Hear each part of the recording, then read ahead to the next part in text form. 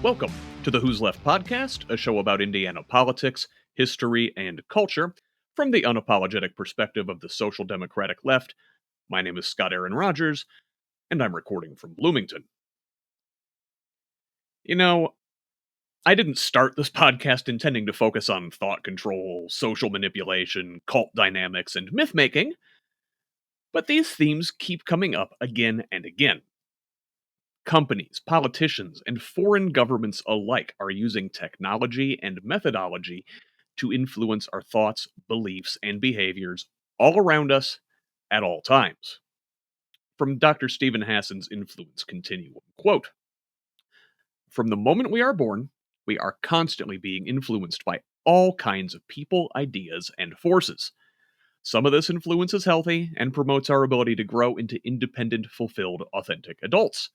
Other forms of influence instill dependency and obedience, at times, even indoctrinating people to harm themselves and others. There is a wide spectrum of healthy and unhealthy influence.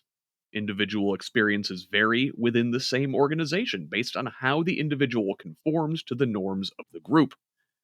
For example, a lesbian teen in a homophobic church will be subject to a different degree of undue influence than a straight man who is married with children in the same church."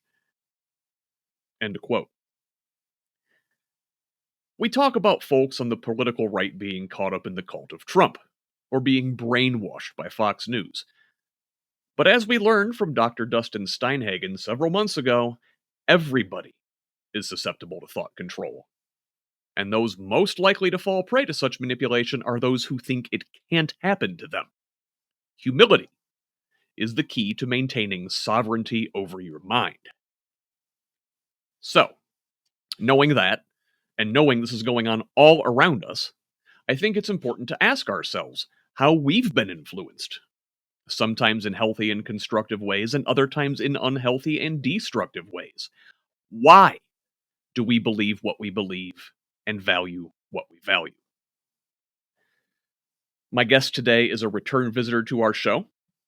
Leslie Nuss is a singer-songwriter, disability rights advocate, and former candidate for Indiana State Senate, sadly losing to incumbent Republican Ed Charbonneau in November. She also introduced me to Dr. Steinhagen's work, so I invited her to have this big conversation with us today. In this discussion, we'll look at the MAGA cult before talking about what shaped our beliefs and values, our own vulnerabilities, and whether leftists and liberals have our own cultic subcultures. We'll examine the ways our thoughts about America, democracy, and capitalism have been shaped since our youth, and how some of our foundational values are based on myth. We'll talk about free speech, authoritarianism, and the fluid meaning of words. Real quick, before we jump to the interview, please consider supporting Who's Left with a paid subscription. This is an independent media project. I don't paywall content, and I don't rely on advertising. I do depend on individuals like you. So please, if you find value in my work, go to whosleft.us and subscribe at the paid level. It's only $5 a month or $50 a year to help me write more, research more, and organize more. You can even throw a one-time contribution in my hat on Cash App or Venmo, links for those in the show notes. I would like to dedicate my full time to you, this project, and Indiana's future, but I need your financial support to do so. And right now, I'm offering yearly subscriptions for $30 until the end of April. And there are other ways to help grow this community by liking and sharing on social media, commenting, leaving reviews, providing feedback, and forwarding articles to your people. We're building a community of Hoosiers here, dedicated to making this state and its government work for all of us, not just the elite few. Follow us on Facebook, Blue Sky, YouTube, and TikTok at Who's Left, and I'm personally at ScottRodge78 on Instagram, Threads, Twitter, and Mastodon. Tell the others. Let's build a radically democratic Indiana together. Thanks again. Now, here is my conversation with Leslie Nuss. Hey, Leslie Nuss, welcome back to the Who's Left podcast. Thanks, Scott. Thanks for having me. I'm excited to talk to you again today.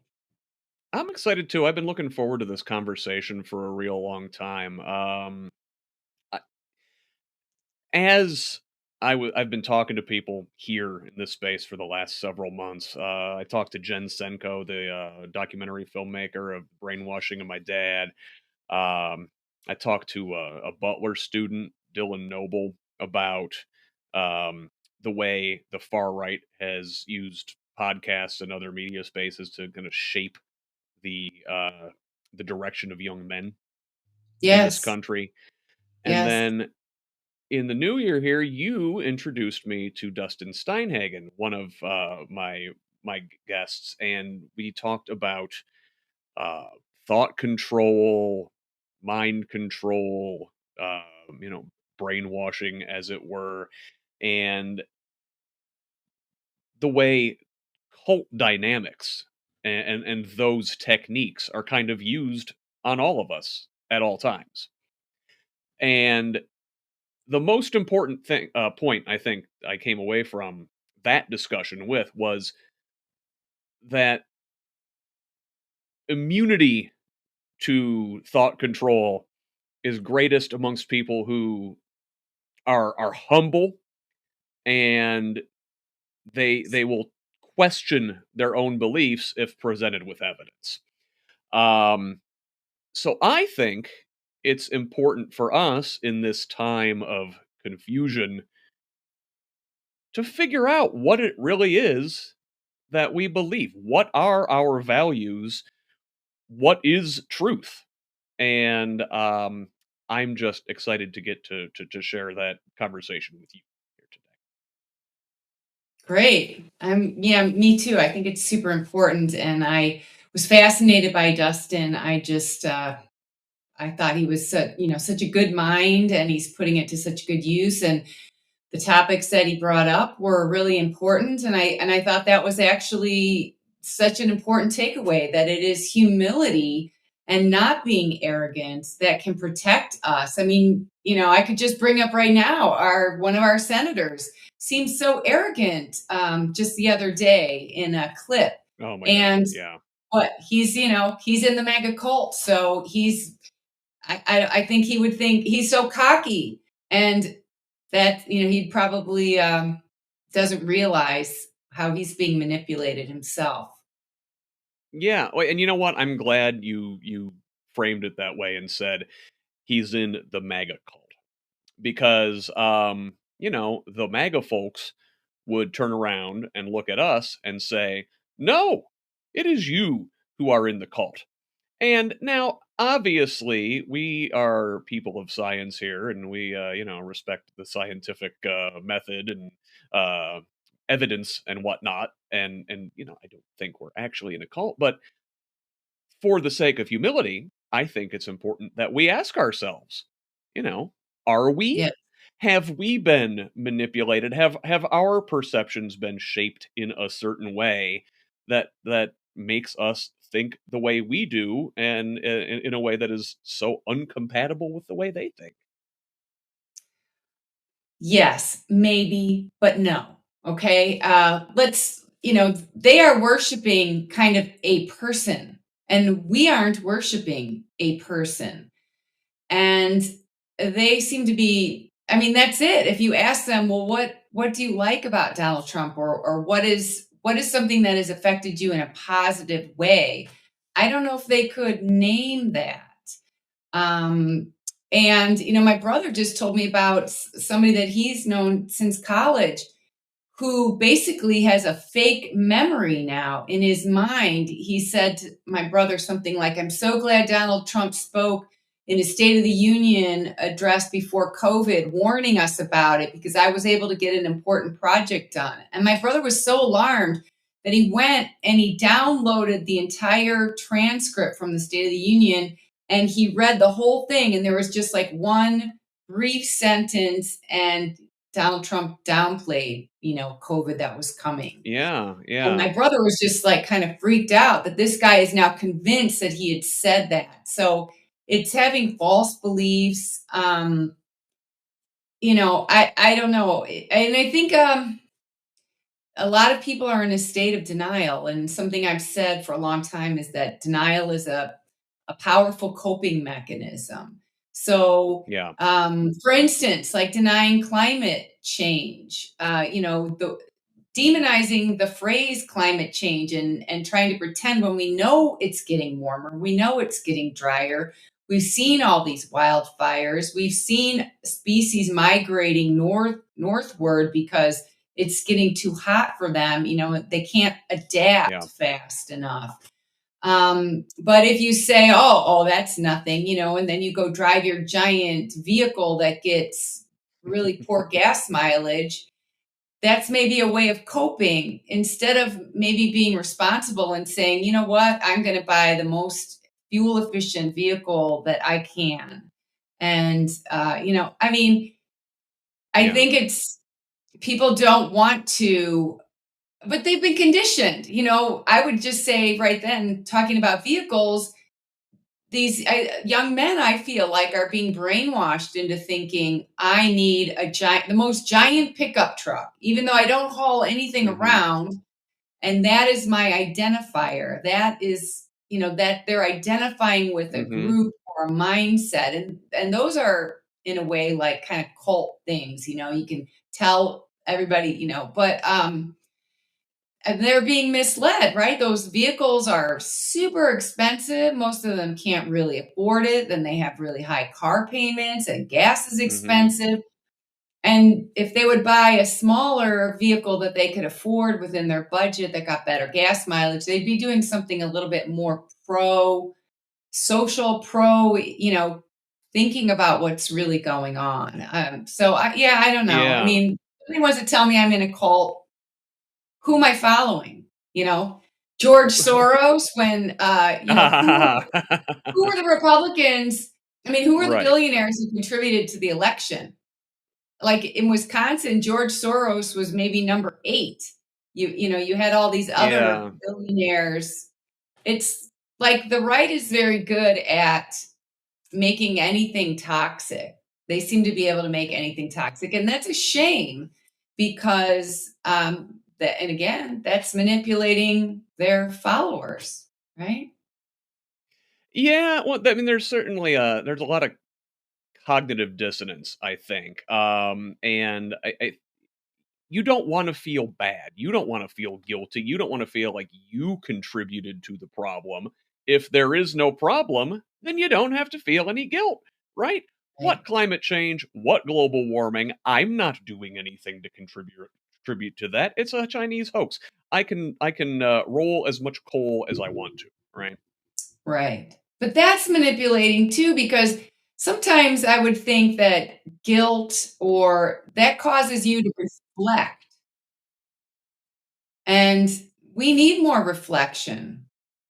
Think for yourself. Like Timothy Leary said that in the 60s. Think for yourself and question authority. Yeah, yeah, exactly. Well, I mean, that's a whole other thing that gets into whether we're taught critical thinking. But actually, you know what? That's a good entry point because I want to talk about what we were taught and how we were taught growing up. Because Yes. you said, well, all right, well, what the Trump folks, they're in a cult. They worship Trump, right? Um, who do we worship? Who is the center of our cult?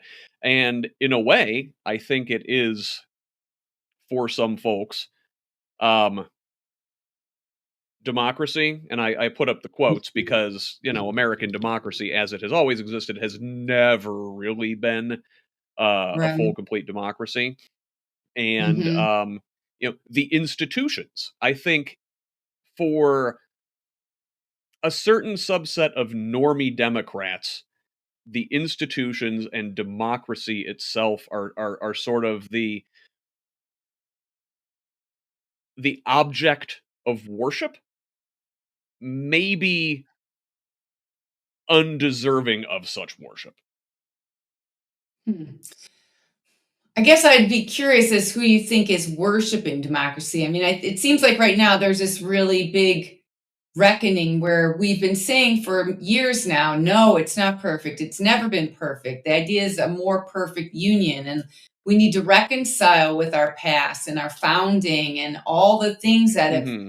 happened, even here in Indiana, the removal of the native population and the decimation of them so that we could live on this soil.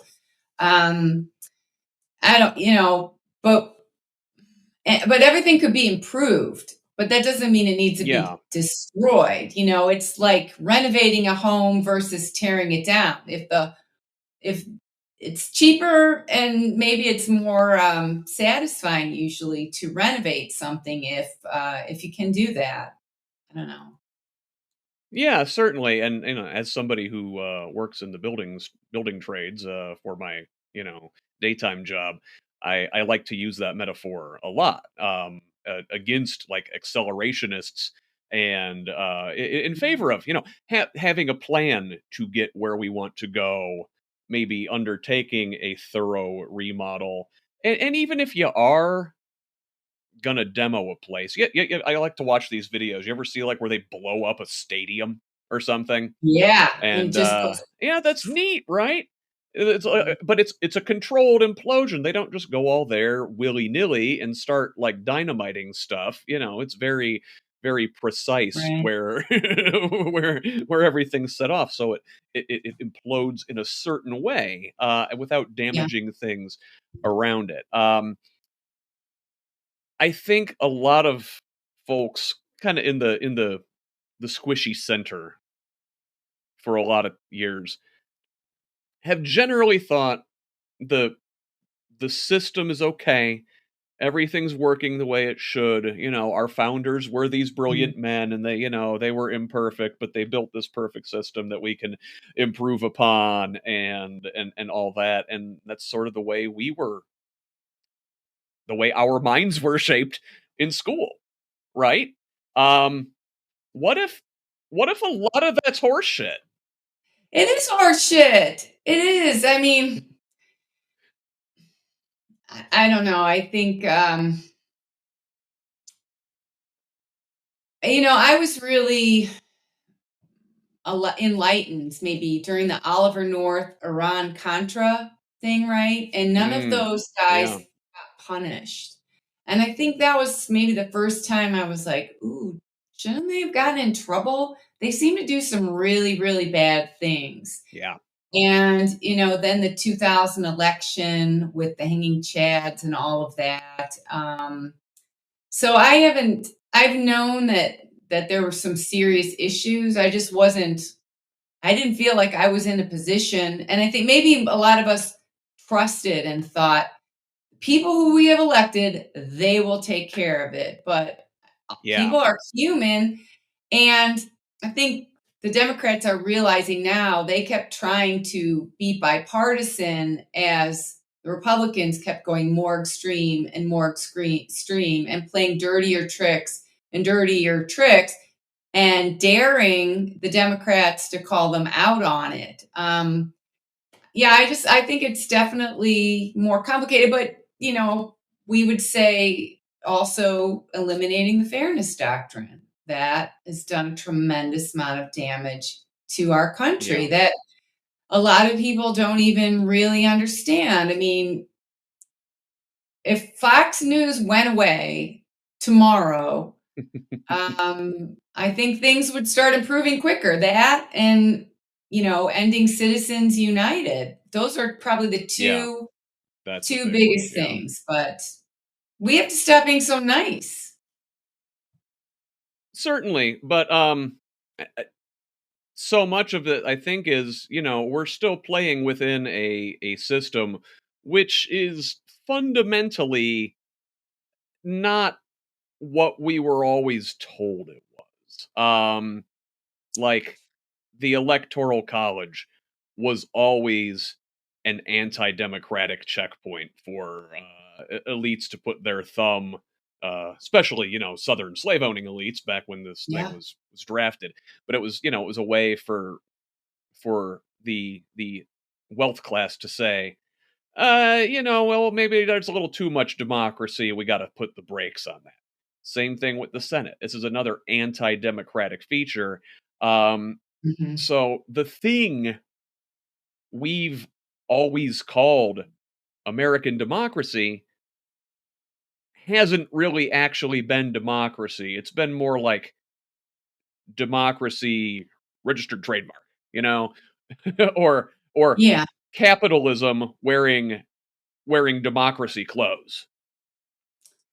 You're right, and probably because we've had, like, the world's largest economy, we could get away with that, and we've had this American exceptionalism and this, "Oh, we're the best, we're USA," and in many ways, Yeah, we're pretty amazing, but you're right, but then again, there's been this demonization of the Scandinavian countries for many years, and I think it's yeah, because, people who benefit from this extreme capitalism here don't want us to really go, "Wow, I mean, they have, you know, free health care. They've got great parental leave. They have a huge social net, social safety net.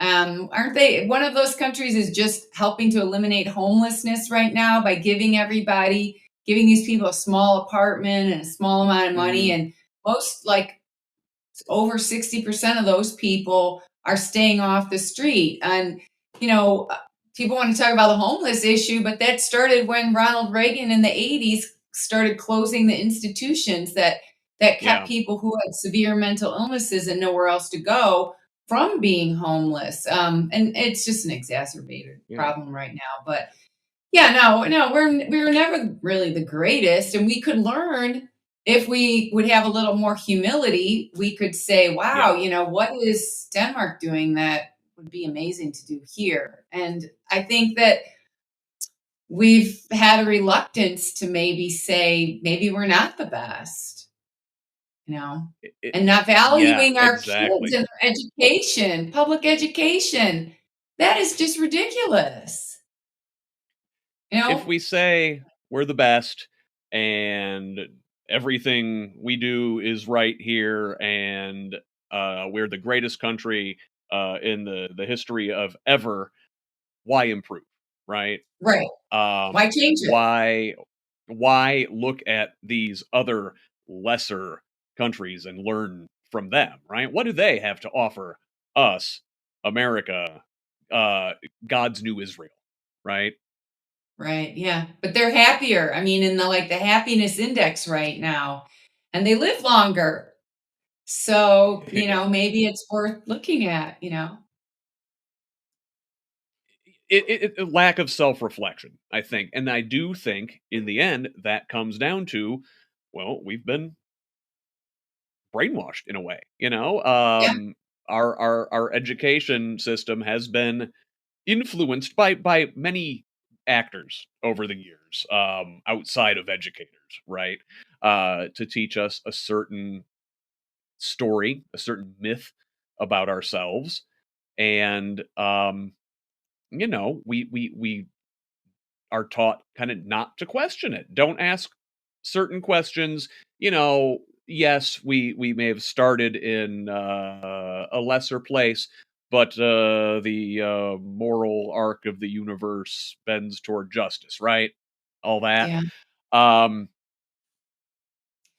But, I does think well, it? I kind of wonder if the United States needed some of that in order to win World War II, because we did make a lot of sacrifices, right? With rations and Hmm, hmm. building things and a lot of, mails that went over and never returned.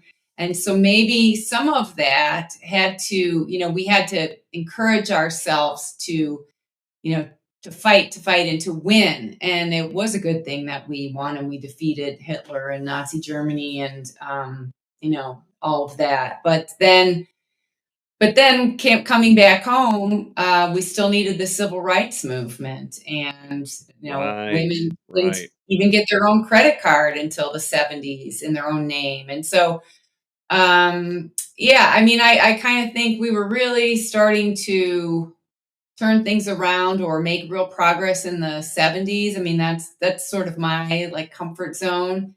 And it was, Ronald Reagan getting elected and just starting to turn everything the other way. And my mom was a Republican and she would say, Romney. And she just thought he was the greatest because I guess he was an actor, but what did that mean? Did that mean that he was a great,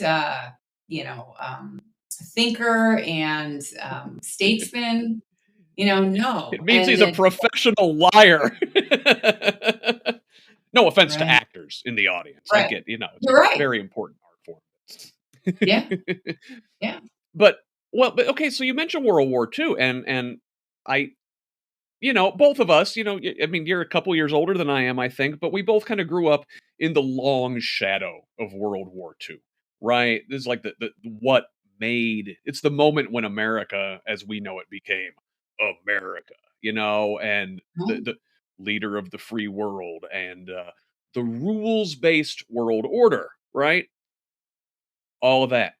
Good branding, but right, the rules that we put in place, we often didn't follow ourselves. right. Things like the UN, you know, we've always been a member. Now, before that, we rejected the League of Nations, which was also our idea. Um, but frequently, the UN and or the United States and its allies are like the only bloc in the UN that vote against things that the rest of the world want. We're not members of the International Court of Justice, so when our leaders commit war crimes, Dick Cheney, excuse me, um, Right, they're they're not liable to be taken to The Hague. right. Um, we play by a different set of rules. So Mhm. there's that cognitive dissonance. And I just, are we what we say we are? And if we're not, then what? Like you just had like all the questions keep on coming. Um, are the authoritarian criticisms of democracy and of American democracy valid? I mean, I don't think so, but you have to ask Mhm. yourself the question, right? Because if you don't ask yourself the question, well, you might be in a cult. That's true. I mean, I think we could, well, we have maybe weakened a lot of our values and just sort of said, oh, that doesn't really matter if we say liberty and justice for all. You know, uh, Mhm. Now they're trying to take that back, but the civil rights movement was trying to make that more of a reality and rights for women and the ERA and the People with Disabilities Act, treating everybody, allowing everybody to reach their full potential to the best that they can. And Yeah.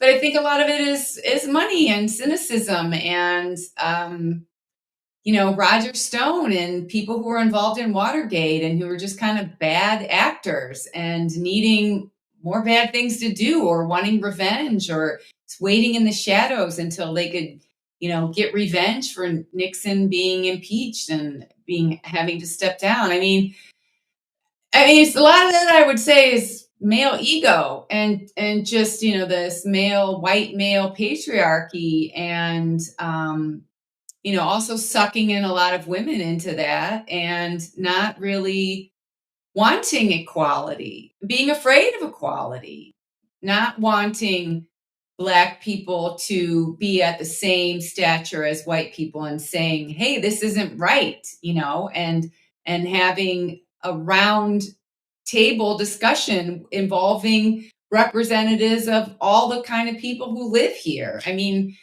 That is the authoritarianism that I reject, is saying that, white men by their whiteness and their maleness deserve to rule us. That is Yeah. that's a And that's problem. kind of this the homegrown strain of authoritarianism that we have at the top of our current government right now, but it's not a new thing, right? I think a lot of folks uh point to Trump and point to 2015 when he comes down the escalator and say, well, that's the moment when American authoritarianism was born. And that's not true. It's always been there, and it's this long moral arc of the universe, right? That it was not ever set in stone. It's always been a fight between that that authoritarian mindset and a more democratic mindset, and we've always been in conflict with each other, Yes. right? I think And within the country.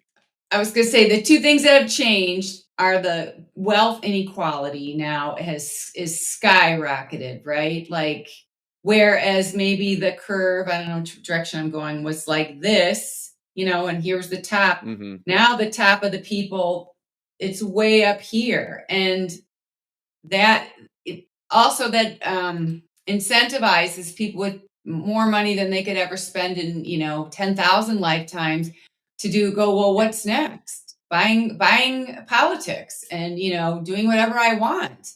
And then we're kind of talking about the internet, so the internet and surveillance technology and all the Mm-hmm. propaganda, and as Dustin was saying, there aren't really a lot of or any laws to protect our minds from this kind of mind hacking that is going on. And unless you're aware, you can get sucked in. Stephen Hassan, who's known as sort of the cult expert, he says that most Yeah. people in cults are sort of in the fringe and they don't really quite understand it. Maybe they joined like, a yoga group and they got a little bit more Yeah. involved, but they didn't realize there's like an inner circle and then an inner circle. And there's a documentary called Breath of Fire, and it's mostly young, wealthy women.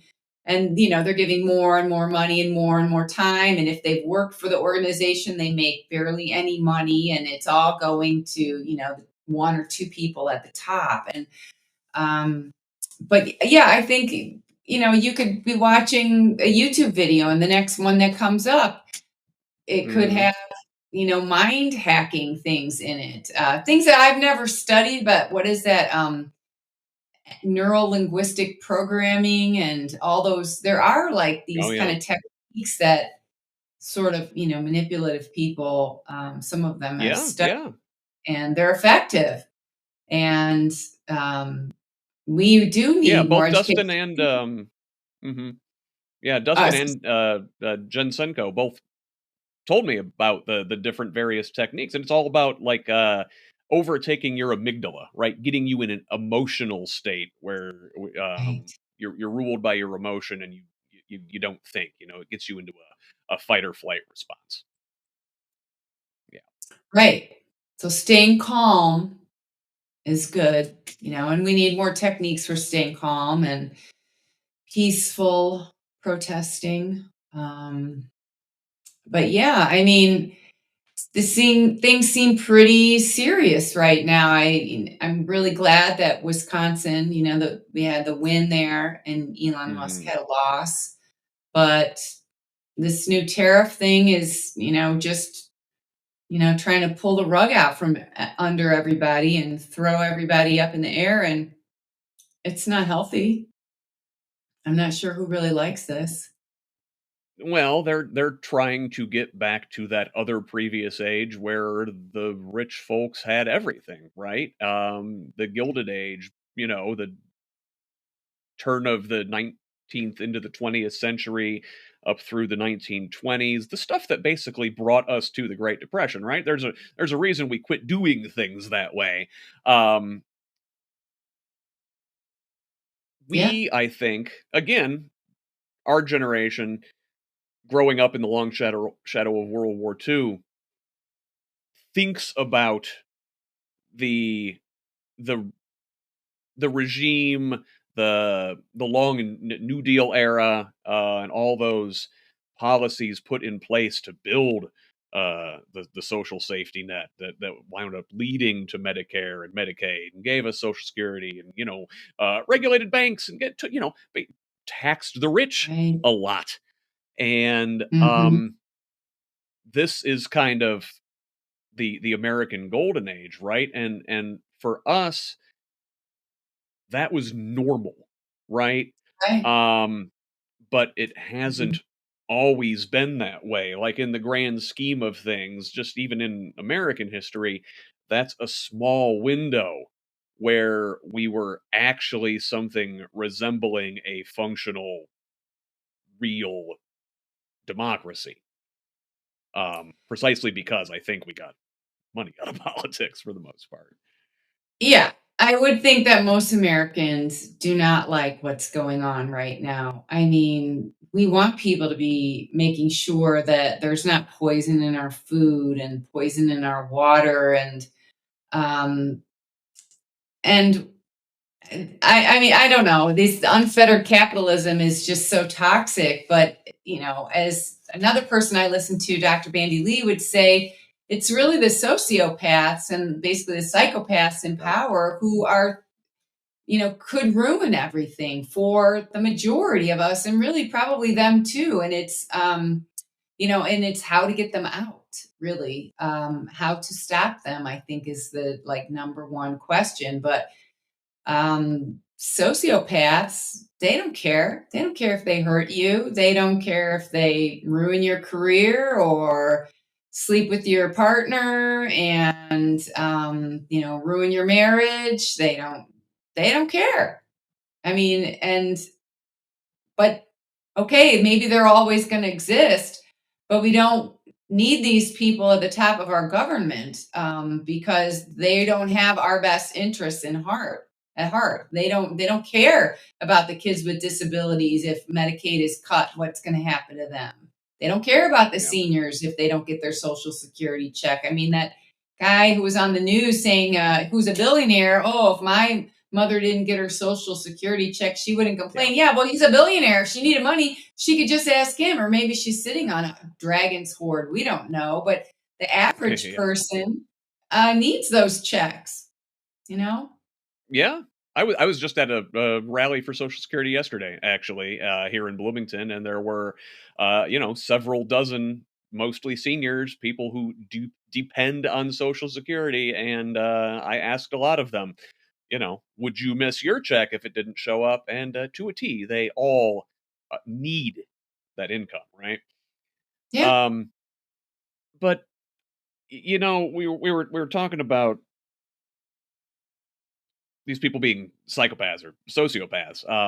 And the leadership certainly is, but I don't believe that a lot of their voters are no, actually this way. I think they've had their minds shaped, their amygdalas hijacked. They've been worked into a frenzy to think that there is an actual threat to their well-being coming from the most vulnerable people in the country. Um, and absolutely. a lot of that is certainly domestic bad actors like Trump and Stephen Miller and Steve Bannon and those Fox folks. And News, like Jen was discussing, her hmm dad was a reasonable guy. Then he started listening and watching all these things, and then he became very unreasonable. And then when they removed all that, he became reasonable again. And that is a key takeaway. I mean, that's why they don't want us to take all that away, because then the people, the bad actors are benefiting from that. yeah, yeah. Um, those folks though did have help, right? There is an international authoritarian movement, Yes. and I know that the folks on the right are, oh, here they go, Russia, Russia, Russia. And I'm not It's true, saying like though. Vladimir Putin is the puppet master controlling the entire world. They're largely what the Russian intelligence folks largely did is take existing rifts in our society and poke at them, using social media to get us to tear ourselves apart. Really.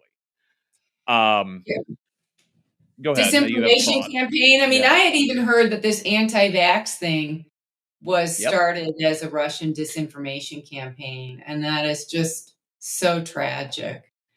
Well, Um, we had that that extreme. Those folks did exist here before Yeah. 2016, before COVID. My God, I remember like Jenny McCarthy 20 years ago talking Right. about But stuff like but they've this. been working on tearing us apart for like 50 years. So Yeah, yeah. they may have been amplifying it before, in the 2000s when it first started, or maybe they just started poking around on all these fringe groups and looked for stuff to amplify. I mean, I think that's part of what it was. They adopted all these fake personas, fake email Mhm. addresses, and just started. Yeah, like fake organizations and yeah. Mhm.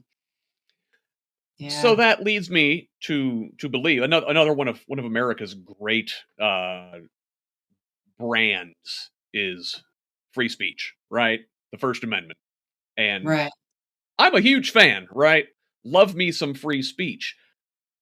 And I would say until 2020, I would have never advocated for censorship of any kind, probably. I would have been one of these Elon Musk free speech absolutists, right? This is America, damn it. I'm going to say whatever I want. Well, then 2020 happened and all Yeah. the medical misinformation and all the election misinformation went out there. And I think for the first time in my life, I said, boy, maybe those authoritarians have a point. Right. I think that was one of your questions. I think, the far right or the anti-democratic movement, they're light years ahead of us with this sort of nuclear arms race. I mean, there was some sort of a Hmm.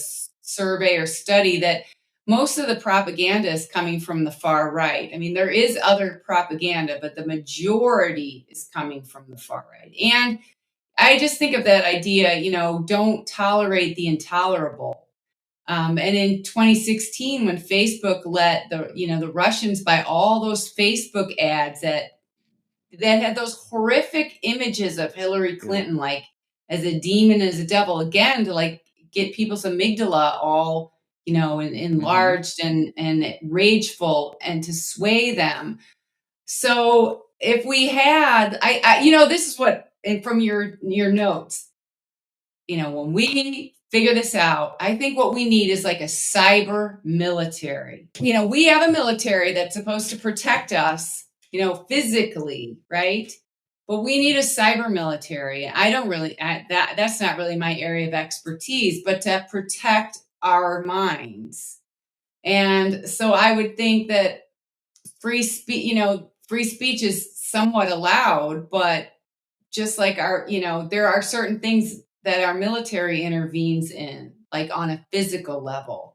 So I think that we need to, become enlightened about this, because the internet is not very, very old. It didn't exist 100 years ago.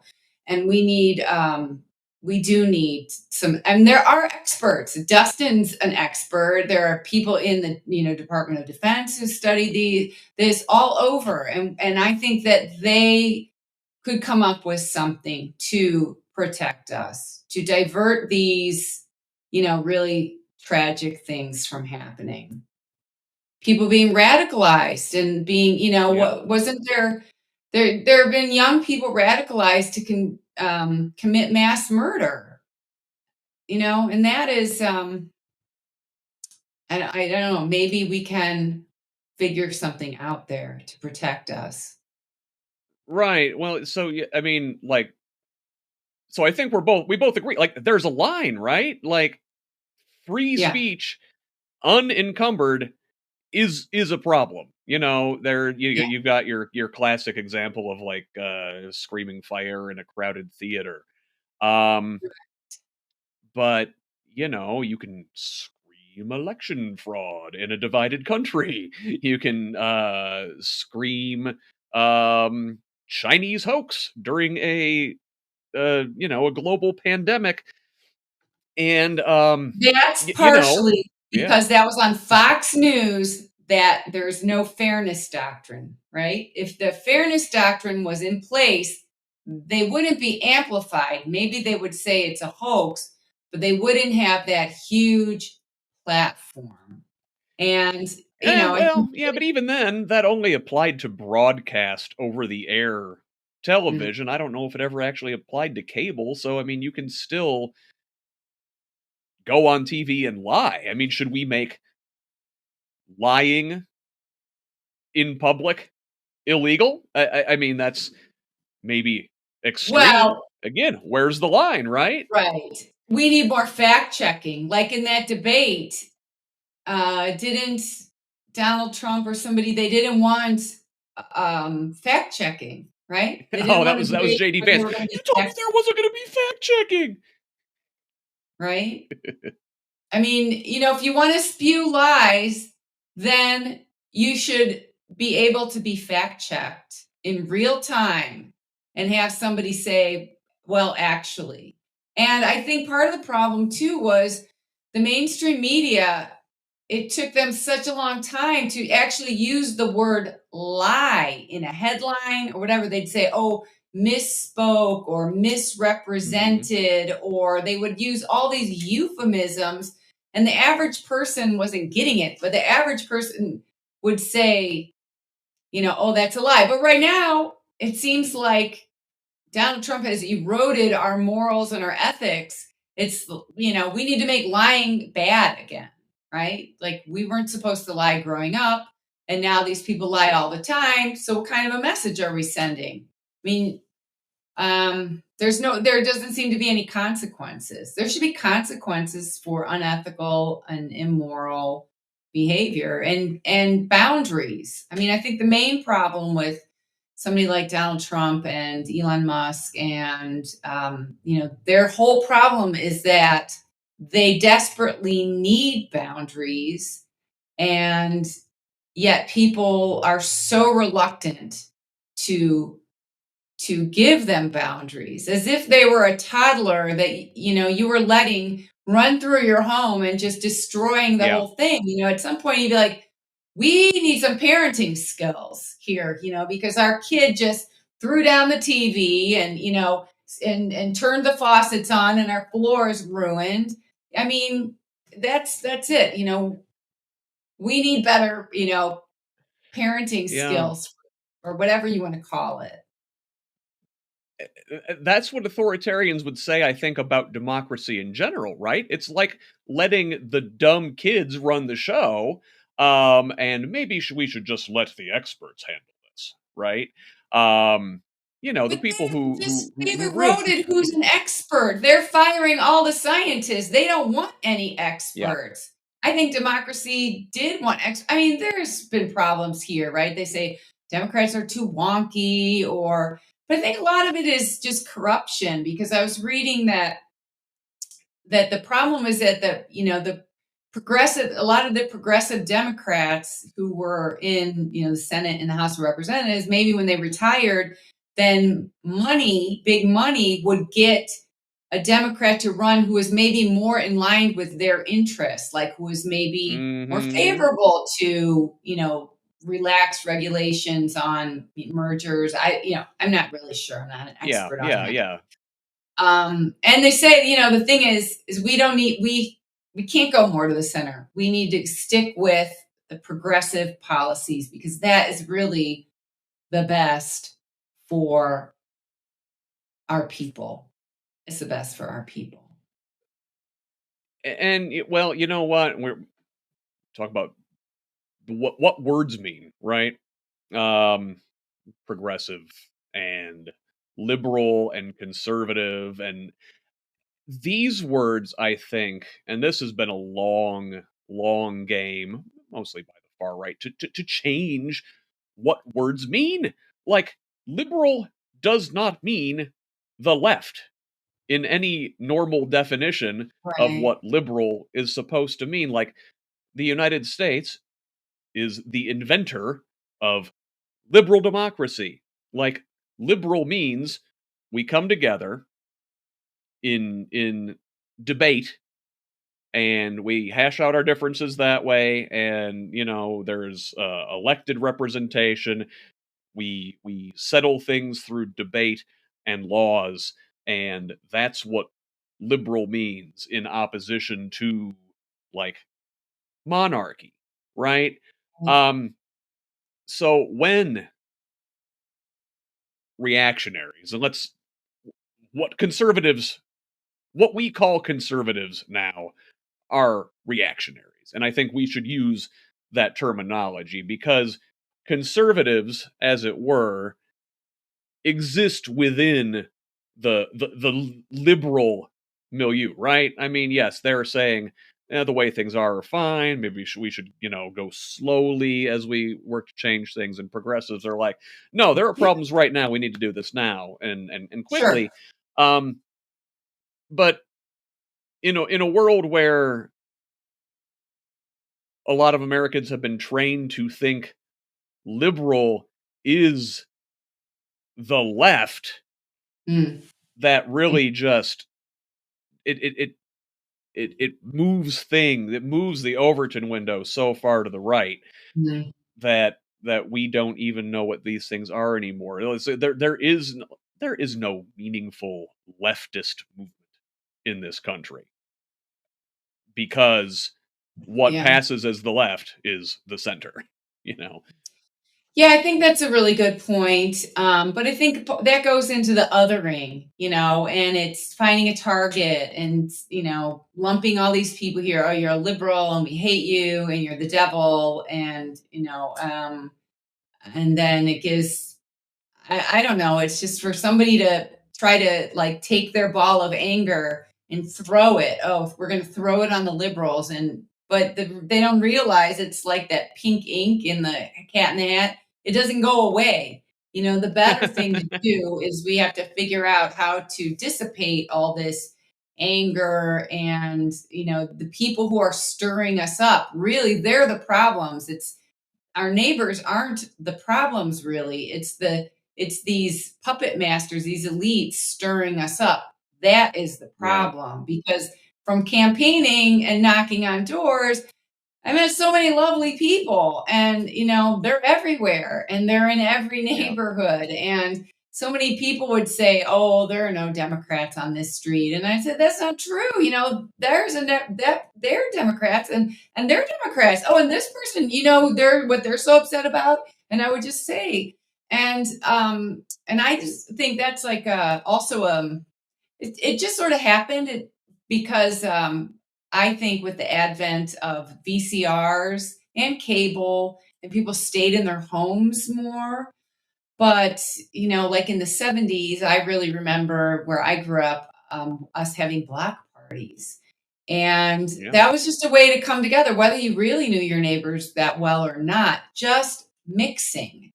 And that was one thing I wanted to do had I won my election was to, because you get to send out stuff to your constituents. And I was going to have like, I don't know how many times a year, but like I wanted to start a program, like maybe pick a weekend or a few weekends and ask if people wanted to have a block party and provide, tips and encouragement. And then maybe go visit some and take pictures at them and put it out there because our whole entire problem is that, as we are staying inside more, then it's easier to say it's us and them instead of yeah. we're all in this together.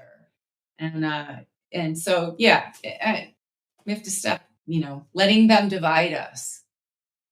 You're right. Yeah, and we self-divide, we self-sort. There are so many, options these days. Like you were said, back in the day before, VCRs and cable and, satellite and, every streaming, anything you could possibly want, we all sort of consume the same media. I mean, you had 3 channels. Everybody was sort Yeah. of on the same page. Now, Hmm. you can find somebody to tell you exactly what you wanna hear at all times, truth Right. be You Confirmation bias. mentioned yes, exactly. Um, you mentioned the Cat in the Hat in passing, Yeah. and that reminds me that you had, uh, a different children's story that you wanted to maybe share with Yeah. us here I got it right here. that, I mean, that yeah, you sort can, of the illustrates your point. reading. Right. This is a book.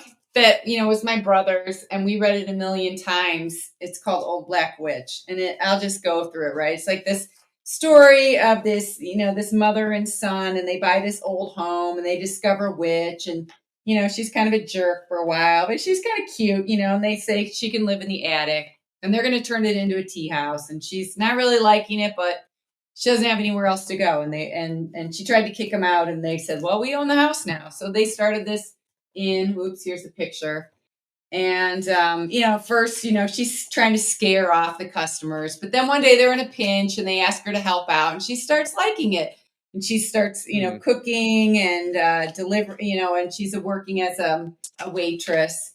But this is the part that I found so fascinating about this story, right? So then it says, not all the people who like the tea house were nice little ladies. So here's these thieves over here, right? Sorry. Okay, so I'm trying to see and make sure I'm in the screen. And so they decide they're going to rob it.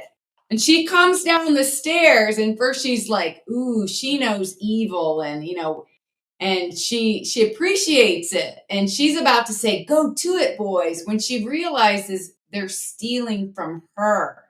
And then she's pissed. She's pissed. And they say, oh, look at you. Forget you. We're going to put you in this barrel. Ha, ha, ha. And we're going to go, steal. But they don't realize that she comes out of it and she turns them into some toads. See, I'm looking backwards, right?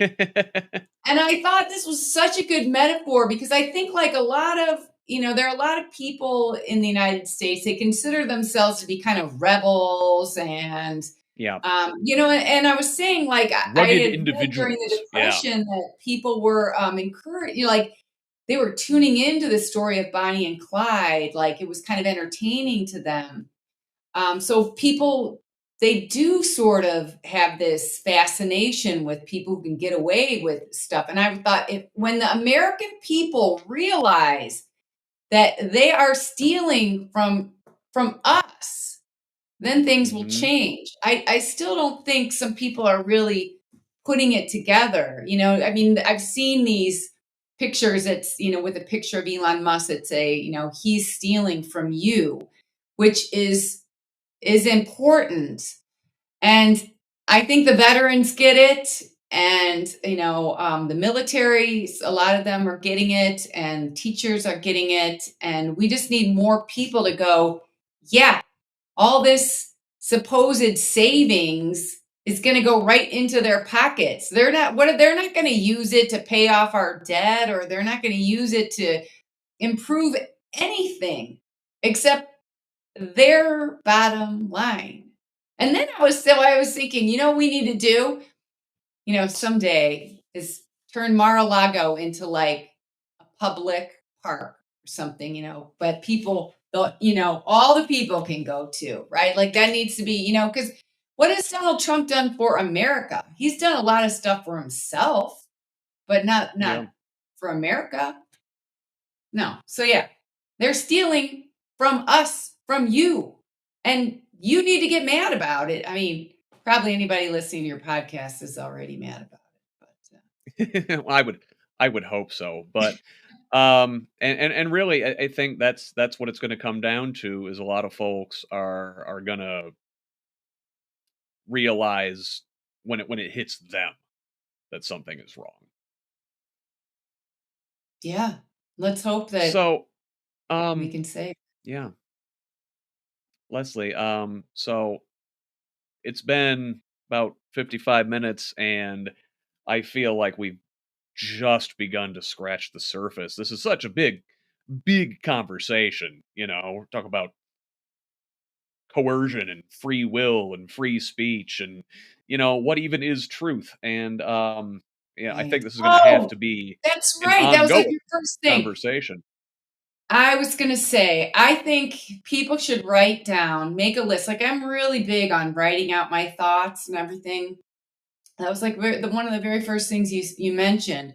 Write down what is important to you. Write and that those are your values. Write down what things you care about, and hold those dear. I don't know if I have like a dictionary definition of truth, but people who are skilled manipulators and skilled liars can definitely stir things up, but I don't know. I think I'm better at figuring out if somebody's lying to me. I think we, uh, we want to be polite, and maybe we don't Yeah, call enough people out on a lie, and it is really hard. Um, and I think too, if you know people who lie, you may think everybody lies, so I might as well lie too. Um, but wouldn't hopefully, want to enough of us. handicap yourself, right? Right, yeah, and sometimes it is important to tell the truth and just to do the right thing, but I think we do have a conscience, and we need to pay attention to it, you know, and get out there and go to a protest and stand up for your rights and join the movement so that we can, prevent us from becoming a full-blown authoritarian autocracy. Yeah, and you really nail it. It's you got to stick to your values, and in this time where the truth is manipulated, to know what you really stand for, know what you really believe, because your team, your cult might ask you to do something that conflicts with those, and you got to stick to what you really believe in. Yeah, for sure. Leslie, I wish we could keep going here because this is such a big conversation. There's so much to mine here, but alas, Well, we anytime, are because yeah, we have, yeah. just for anybody, I made all these notes from Aaron had sent me an outline, so I was trying to answer all the questions to be ready. So yes, we could definitely. Yeah, and I've barely touched what I've got here. It's a huge topic, and I think we will revisit this here in this space more than once in the future going forward. However, until then, Leslie Okay, Nuss, thank you so much for joining me here today on the Who's Left Behind. and thanks for having me, Scott. I really appreciate it. Thanks. Once again, that was singer-songwriter, disability rights advocate, former state Senate candidate, and my friend, Leslie Nuss. At one point in our discussion, she mentioned Dr. Timothy Leary, the one time Harvard psychologist and 1960s psychedelics pioneer. Leary was a complicated figure, but he offered many valuable insights, including the following quote: "Throughout human history, as our species has faced the frightening, terrorizing fact that we do not know who we are or where we are going in this ocean of chaos, it has been the authorities, the political, the religious, the educational authorities who attempted to comfort us by giving us order, rules, regulations, forming in our minds their view of reality.